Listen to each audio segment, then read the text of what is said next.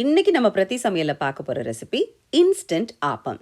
இந்த ஆப்பம் நம்ம 1 மணி நேரத்திலிருந்து 2 மணி நேரத்துக்குள்ள அழகா பஞ்சு போல இந்த மாதிரி ஆப்பம் நமக்கு கிடைக்கும். இதுக்கு நம்ம அரிசியை ஊற வச்சு அரைச்சு ஒரு நாள் ஃபுல்லா புளிக்க வைக்கணும் அப்படின்ற எந்த அவசியமும் கிடையாது. இந்த சிம்பிளான ரெசிபியை நம்ம பார்க்கறதுக்கு முன்னால நம்ம சேனல்ல ராகி வச்சு பஞ்சு போல ஆப்பம் செய்யறதுக்குள்ள ரெசிபியும் இருக்கு. அது மட்டும் இல்ல, ராகில ரோட்டி, ராகில இட்லி, ராகி இடியாப்பம், ஓட்ஸ் வச்சு சப்பாத்தி, ஓட்ஸ் வச்சு புட்டு, இந்த மாதிரி நிறைய ஆரோக்கியமான ரெசிபிஸ் நம்ம சேனல்ல இருக்கு. எல்லா வீடியோஸையும் நான் தோசை, சட்னி, சப்பாத்தி ரெசிபிஸ்னு ஒரு பிளேலிஸ்ட் போட்டு வச்சிருக்கேன். அதனுடைய லிங்க் நான் உங்களுக்கு இந்த வீடியோ முடியும் போதும் தரேன். டிஸ்கிரிப்ஷன் பாக்ஸ்லயும் இருக்கும். நேரம் இருந்துச்சுன்னா கண்டிப்பா போய் பாருங்க.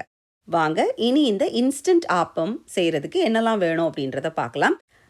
இதுக்கு நான் 1 கப்பு அரிசி மாவு, கடையில் வாங்கின அரிசி மாவு தான் பயன்படுத்துகிறேன். இதுக்கு பதிலாக நீங்கள் வீட்டில் பதப்படுத்தின மாவு, அதாவது அரிசி ஊற வச்சு காய வச்சு மில்லில் கொடுத்து பொடி பண்ணின மாவு, அது கூட நீங்கள் பயன்படுத்தலாம். இங்கே யூஎஸில் இருக்கிறவங்களா இருந்தால் சாதாரண அரிசி மாவை விட இந்த மாதிரி கொழுக்கட்டை இடியாப்பமுக்குன்னு உள்ள மாவு பாக்கெட்டில் விற்பாங்க. அதை வாங்கினீங்கன்னா அதனுடைய டேஸ்ட்டும் டெக்ஸ்சரும் நல்லாயிருக்கு.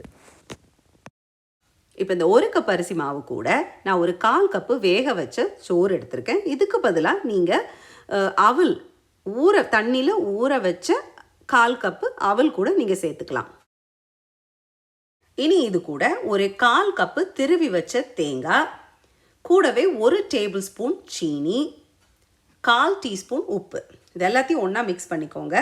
இப்போ இது நமக்கு இன்ஸ்டன்ட் ஆப்பம். அப்போ 1 மணி நேரத்துலேருந்து 2 மணி நேரத்தில் நமக்கு மாவு புளிக்கிறதுக்காக நம்ம இந்த இன்ஸ்டன்ட் ஈஸ்ட்டு சேர்த்துக்கிறோம். Dry yeast, instant yeast 1 teaspoon நம்ம இது கூட சேர்த்துருக்கோம். இனி இது எல்லாத்துக்கு கூடவும் கொஞ்சம் தண்ணி சேர்த்து நம்ம இதெல்லாம் ஒன்றா மிக்ஸ் பண்ணி மிக்ஸி ஜாருக்குள்ளே போட்டு இதை மையாக அரைச்சி எடுக்க போகிறோம். தேவைக்கேற்ப தண்ணி சேர்த்துக்கோங்க. தோசை மாவை விட கொஞ்சம் தண்ணியாக இருக்கணும். இந்த மாதிரி கன்சிஸ்டன்சியில் இருக்கணும். இப்போ மாவை நல்லா நம்ம மையாக அரைச்சாச்சு. இனி இந்த மாவை நம்ம 1 மணி நேரத்துலேருந்து ஒரு 2 மணி நேரமாவது நம்ம இதை நல்லா புளிக்க வைக்கணும்.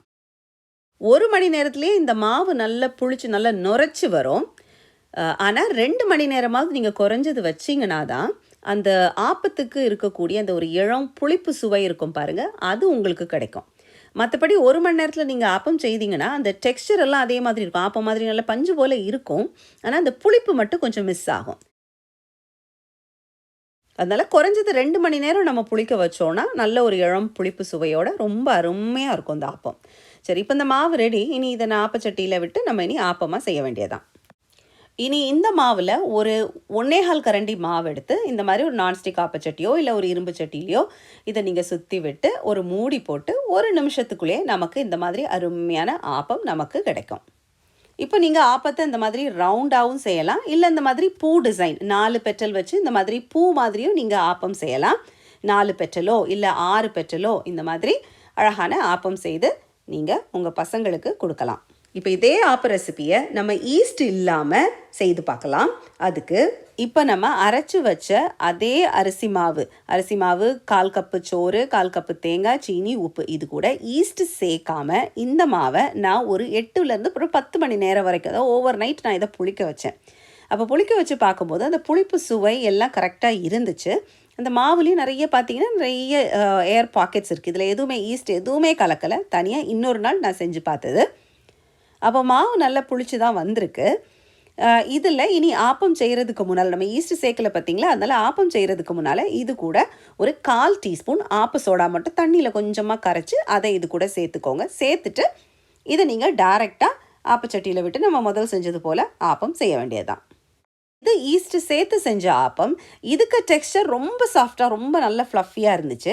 ஆனால் நம்ம அந்த ஈஸ்ட்டு சேர்க்காமல் ஒரு நாள் ஃபுல்லாக புளிக்க வச்சு செஞ்சது இந்த அளவுக்கு கொஞ்சம் சாஃப்டாக வராதது போல் எனக்கு இருந்துச்சு. எனக்கு இந்த இன்ஸ்டன்ட் ரெசிபி தான் எனக்கு நல்ல சாஃப்டாக நல்ல டேஸ்ட்டாக இருந்த மாதிரி பஞ்சு போல், அதுக்கு டெக்ஸ்சர் ரொம்ப அருமையாக இருந்துச்சு. அப்போ நீங்களும் ஒரு தடவை செஞ்சு பாருங்கள். உங்களுக்கு ஈஸ்ட்டு சேர்த்தது பிடிச்சிருக்கா, இல்லை ஈஸ்ட்டு சேர்க்காமல் ஓவர் நைட் புளிக்க வைக்கிற ரெசிபி உங்களுக்கு பிடிச்சிருக்கா அப்படின்றத கீழே காமெண்ட் செக்ஷனில் ட்ரை பண்ணிவிட்டு எங்களுக்கு சொல்லுங்கள். அதே மாதிரி ராகி ஆப்பம், ராகி இட்லி, ராகி இடியாப்பம், ஓட்ஸ் புட்டு, ஓட்ஸ் தோசை, ஓட்ஸ் மூங் தால் தோசை, இந்த மாதிரி நிறைய இன்ட்ரெஸ்டிங் ரெசிபிஸ் இருக்குது. நேரம் இருந்துச்சுன்னா கண்டிப்பாக இந்த பிளேலிஸ்ட்டில் போய் டிஸ்கிரிப்ஷன் பாக்ஸ்லையும் இருக்குது, இந்த வீடியோ முடியும் போது இந்த என் ஸ்க்ரீன்லேயும் இருக்கும், போய் கிளிக் பண்ணி 1-2 ரெசிபி ட்ரை பண்ணியும் பார்த்துட்டு எப்படி வந்ததுன்றதை எனக்கு கீழே காமெண்ட் செக்ஷனில் மறக்காமல் சொல்லுங்கள். இவ்வளவு நேரம் பொறுமையாக பார்த்து உங்கள் எல்லாருக்கும் என்னுடைய மனமார்ந்த நன்றிகள். மீண்டும் உங்களை இன்னொரு வீடியோவில் சந்திக்கிறேன். அதுவரை நன்றி, வணக்கம்.